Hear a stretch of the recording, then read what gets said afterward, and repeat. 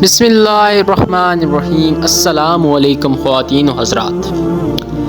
ہمیں اپنے ایمان کو اتنا مضبوط کرنا چاہیے کہ جب غیر مسلم بھی ہم سے ملیں تو وہ ان پر بھی ہمارا ایمان، اس کی طاقت اثر چھوڑے۔ اسی بارے میں آج میں آپ کے لیے ایک فقیر کا قصہ لایا ہوں جس کی ایمان کی طاقت اور اس کی ایمانداری کو دیکھ کر غیر مسلم بھی اشش کر اٹھے۔ قصہ شروع کرتے ہیں۔ جامع مسجد دہلی کے دروازے پر ایک معذور آدمی بیٹھا بھیک مانگا کرتا تھا۔ ایک انگریز وہاں مسجد کو دیکھنے کے لیے آیا۔ وہ انگریز بڑا عہدہ رکھتا تھا۔ جب وہ اس فقیر کے پاس سے گزرا تو فقیر نے اسے سلوٹ مارا تاکہ انگریز اسے کچھ دے جائے۔ چنانچہ اس انگریز نے اسے کچھ پیسے دے دیے۔ انگریز باہر کھڑے ہو جاتے ہیں، جوتوں کی جگہ پر اندر داخل نہیں ہوتے۔ مسجد کے نقش و نگار اور عظمت ایسی ہوتی ہے کہ اللہ کے گھر کے سامنے ہی انہیں سکون مل جاتا ہے، وہ اندر نہیں جاتے۔ وہ انگریز مسجد کو دیکھ کر چلا گیا۔ گھر جا کر اسے معلوم ہوا کہ جس بٹوئے سے پیسے نکال کر اس نے فقیر کو دیے تھے وہ بٹوا جیب میں نہیں ہے۔ پیسے بھی کافی تھے اور پتہ بھی نہیں کہ کہاں گرے ہوں گے۔ خیر بات آئی گئی ہو گئی۔ ایک ہفتہ بعد پھر اسے چھٹی ہوئی۔ انگریز کی بیوی نے اس سے کہا کہ کچھ دن پہلے تم مسجد دیکھ کر آئے تھے، مجھے بھی وہ مسجد دیکھنی ہے۔ چنانچہ چھٹی والے دن وہ اپنی بیوی کو لے کر پھر مسجد دیکھنے کے لیے نکل پڑا۔ جب وہ انگریز اس معذور فقیر کے پاس سے گزرنے لگا تو وہ فقیر فوراً کھڑا ہو گیا، کیونکہ شاید اس نے اس انگریز کو پہچان لیا تھا، اور اس کے پاس آ کر کہنے لگا، آپ پچھلی دفعہ آئے تھے، مجھے پیسے بھی دیے تھے، اس کے بعد آپ بٹوا جیب میں ڈالنے لگے، تھوڑی دور آگے جا کر بٹوا گر گیا اور میں نے وہ اٹھا لیا تھا۔ یہ بٹوا میرے پاس آپ کی امانت ہے، یہ میں آپ کے حوالے کرتا ہوں۔ انگریز نے بٹوے کو کھول کر دیکھا تو پیسے بالکل پورے تھے۔ حیران ہو کر وہ سوچنے لگا کہ بٹوا تو دے دیتا مگر اس کے اندر کی کچھ رقم نکال سکتا تھا۔ مجھے امید تو یہی تھی، یہ کیا ہوا کہ سارے کے سارے پیسے مجھے من واپس کر دیے؟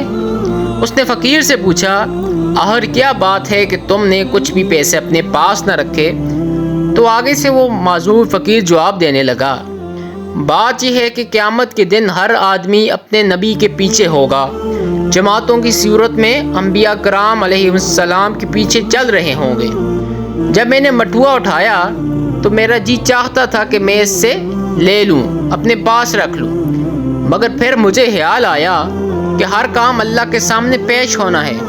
اگر میں یہ پیسے رکھ لوں گا اور کل قیامت کے دن میں حضور صلی اللہ علیہ وآلہ وسلم کے پیچھے کھڑا ہوں گا اور آپ حضرت عیسیٰ علیہ السلام کے پیچھے کھڑے ہوں گے، اس وقت ایسا نہ ہو کہ آپ کے نبی، میرے نبی حضرت محمد صلی اللہ علیہ وآلہ وسلم کو یہ گلا دیں کہ آپ کے امتی نے میرے امتی کے پیسے لے لیے تھے۔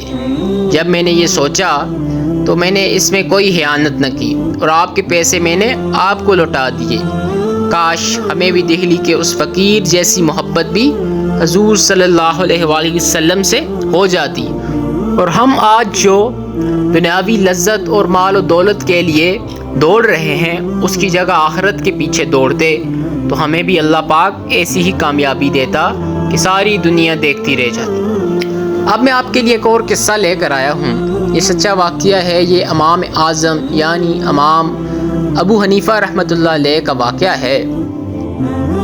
اس میں بیان کیا گیا ہے کہ ایک مرتبہ حاسدین نے امام ابو حنیفہ رحمۃ اللہ علیہ کی ذلت و رسوائی نعوذ باللہ کرنے کا پروگرام بنایا، کیونکہ آخری بار ان کے پاس یہی ہوتا ہے، جب منافقین ناکام ہو جاتے ہیں تو وہ ایسا ہی کرتے ہیں، جیسا کہ انہوں نے نبی کریم صلی اللہ علیہ وآلہ وسلم کی زوجہ محترمہ سیدہ عائشہ پر بہتان باندھا تھا۔ اسی طرح قارون نے بھی حضرت موسیٰ علیہ السلام کے لیے اسی قسم کا حیلہ کیا تھا۔ چنانچہ حاسدین نے سوچا کہ امام ابو حنیفہ رحمۃ اللہ علیہ کے دامن پر ایسا دبا لگا دیا جائے کہ لوگ ان سے بدظن ہو جائیں۔ لہٰذا انہوں نے ایک جوان عمر بیوہ عورت سے رابطہ کیا کہ کسی حیلہ سے امام صاحب کو اپنے گھر بلا، ہم تمہیں اس کے بدلے میں بھاری رقم ادا کریں گے۔ عورت بیچاری پھسلتی بھی جلدی ہے اور پھسلاتی بھی جلدی ہے۔ وہ جھانسے میں آ گئی۔ چنانچہ امام ابو حنیفہ رحمۃ اللہ علیہ جب رات کو گھر کی طرف آ رہے تھے تو وہ عورت ان کو رستے میں ملی اور کہنے لگی، امام ابو حنیفہ، میرا خاوند فوت ہو رہا ہے، وہ کوئی وصیت کرنا چاہتا ہے اور وہ وصیت میری سمجھ میں نہیں آ رہی، خدا کے لیے آپ وہ سن لیں۔ آپ گھر میں داخل ہوئے، عورت نے دروازہ بند کر دیا۔ کمروں میں چھپے ہوئے حاسدین باہر آ گئے اور کہنے لگے، ابو حنیفہ رحمۃ اللہ علیہ، آپ رات کے وقت ایک علیحدہ مکان میں اکیلی نوجوان عورت کے پاس برے ارادے سے آئے ہیں۔ چنانچہ اس عورت کو اور امام اعظم کو لوگوں نے پکڑ کر پولیس کے حوالے کر دیا۔ حاکم وقت تک بات پہنچی تو اس نے کہا کہ انہیں فی الحال حوالات میں بند کر دیا جائے، میں صبح کے وقت کارروائی مکمل کروں گا۔ امام اعظم اور اس عورت کو ایک تاریک کوٹھڑی میں بند کر دیا گیا۔ امام اعظم رحمۃ اللہ علیہ باوضو تھے، لہٰذا وہ نوافل پڑھنے میں مشغول ہو گئے۔ جب کافی دیر گزر گئی تو اس عورت کو اپنی غلطی کا احساس ہوا کہ میں نے اتنے پاک دامن شخص پر بہتان لگایا ہے۔ جب امام اعظم نے نماز کا سلام پھیرا تو وہ عورت کہنے لگی، آپ مجھے معاف کر دیں۔ پھر اس نے ساری رام کہانی انہیں سنا دی۔ امام اعظم نے فرمایا کہ اچھا، جو ہونا تھا وہ تو ہو چکا، اب میں تمہیں ایک تدبیر بتاتا ہوں تاکہ ہم اس مصیبت سے چھٹکارا پا سکیں۔ اس عورت نے امام صاحب سے پوچھا کہ وہ تدبیر کیا ہے؟